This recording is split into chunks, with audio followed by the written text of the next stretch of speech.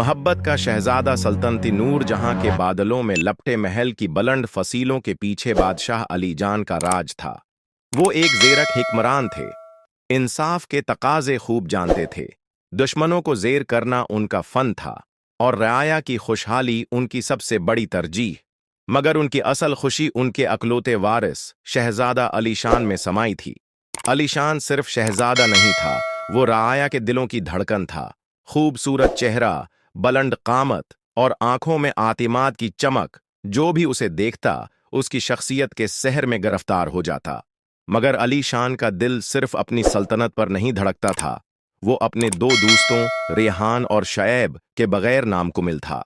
रेहान एक आलम का बेटा था, खामोश, संजीदा और गहरी सोचों में डूबा हुआ, हमेशा किताबों में गम रहने वाला, मगर दिल का नर्म, जो मोहब्बत और जज्बों को समझता था।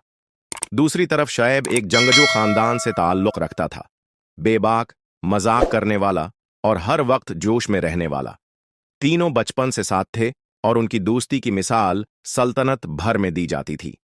गांव की तरफ सफर। एक दिन शहजादा अली शान महल की बालकोनी में खड़ा दौर पहाड़ों की तरफ देख रहा था।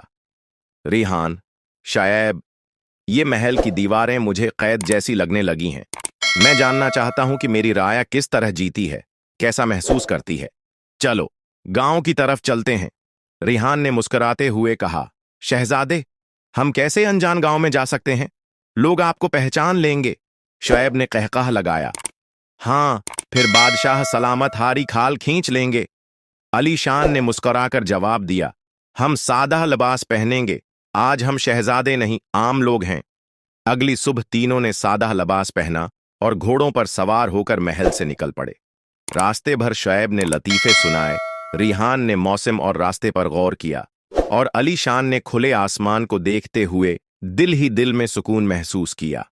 मोहब्बत की पहली झलक गांव में दाखिल होते ही इन तीनों ने फितरत की सादगी और लोगों की खुश इखलाकी देखी।